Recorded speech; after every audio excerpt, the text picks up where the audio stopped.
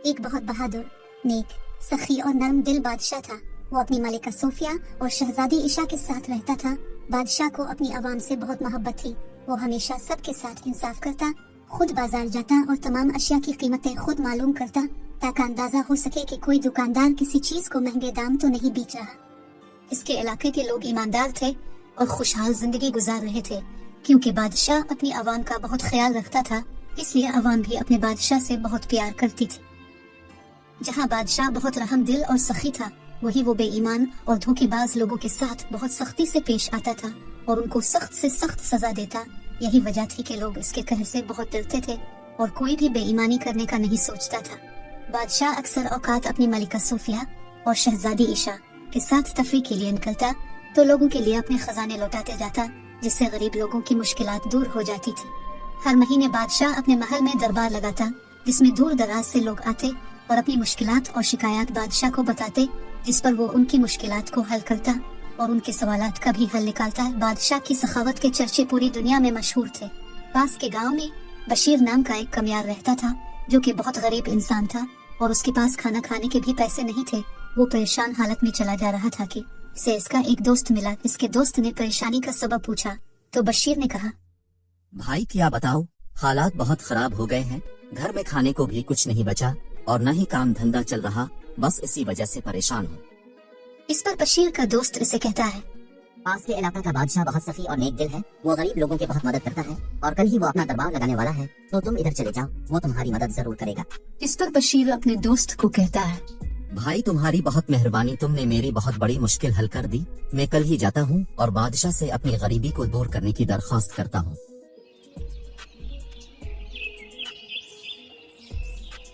अगले दिन सुबह सुबह ही बशीर इस बादशाह की रियासत तरफ चल दिया। दोपहर के वक्त वो इस रियासत में पहुंच गया। दरबार में जाने के लिए लोगों की भीड़ लगी हुई थी। दरबार लोगों से कुछ सवालात पूछकर इनको अंदर जाने देता। कुछ लम्हे बाद बशीर के अंदर जाने की बारी आ जाती है। बशीर जब गेट पर पहुंचता है तो दरबान उसे रोक लेता है और कहता है, अंदर जाने के पैसे लगेंगे, लाओ जल्दी से मुझे कुछ पैसे दो और अंदर चले जाओ। भाई किस बात के पैसे, मेरे पास तो कोई पैसे नहीं है। देखो अगर अंदर जाना है तो पैसे तो देने ही पड़ेंगे, वरना इधर से चले जाओ, मैं तुमको अंदर नहीं जाने दूंगा। भाई तुम्हें अल्लाह का वास्ता है, मुझे अंदर जाने दो, मेरे पास तुमको देने के लिए कुछ नहीं है। मैं बहुत गरीब इंसान हूँ, मेरे पास खाना खाने के भी पैसे नहीं हैं और मैं बहुत मुश्किल से यहाँ पहुँचा हूँ। अच्छा अगर तुम्हारे पास पैसे नहीं है तो एक काम करो, जब तुम बादशाह के पास जाओ तो बादशाह तुम्हें जितना सोना दे तुम इससे ज्यादा सोना मांगना और फिर जितना भी सोना तुमको मिलेगा इसमें आधा सोना तुम मुझे दोगे।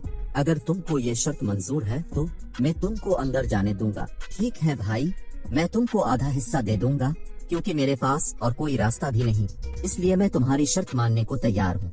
अब वो दरबान बशीर को अंदर जाने देता है।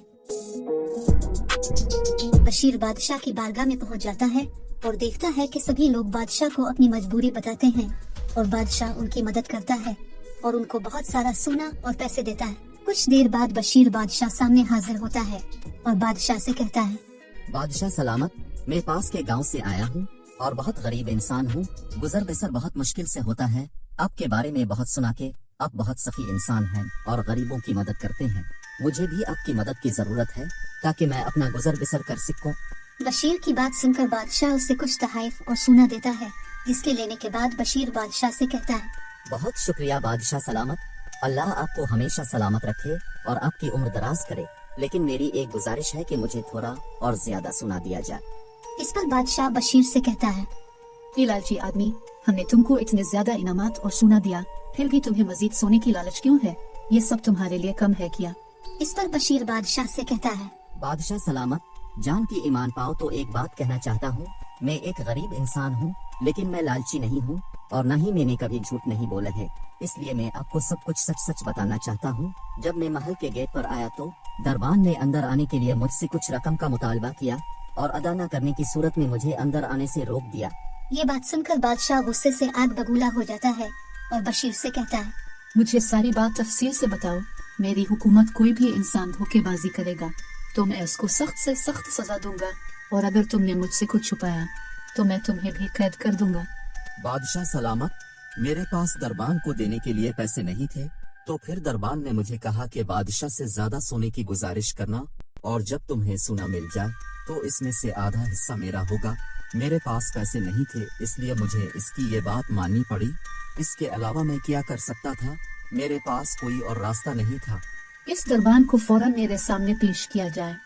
दरबान को पकड़कर बादशाह के सामने पेश किया गया तो बादशाह ने इससे कहा, ये आदमी तुम्हारी बहुत तारीफें कर रहा है कि तुम अपनी जिम्मेदारी बहुत अच्छे तरीके से निभा रहे हो, और ये आदमी कह रहा है कि इसको मिलने वाले इनाम का आधा हिस्सा तुम्हें दिया जाए, लेकिन मैं इतना खुश हूँ कि मैं तुमको इसका पूरा हिस्सा दूंगा।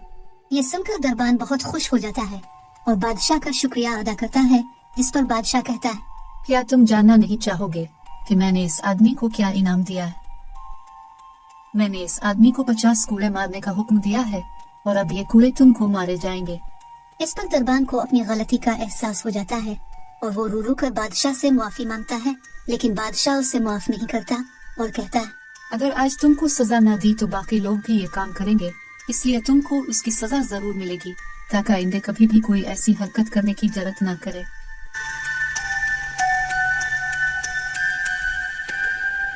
बादशाह के हुक्म पर इस दरबान को कूड़े मारे जाते हैं, जिसको देखकर सभी लोग डर जाते हैं और दिल में पक्का इरादा करते हैं कि वो कभी भी गलत काम नहीं करेंगे और कभी भी किसी के साथ धोखाधड़ी नहीं करेंगे। बादशाह बशीर की हिम्मत और ईमानदारी की दाद देता है और इसे बहुत सारा सोना देता है, जिस पर बशीर की गरीबी दूर हो जाती है और वो खुशहाल जिंदगी गुजारने लगता है।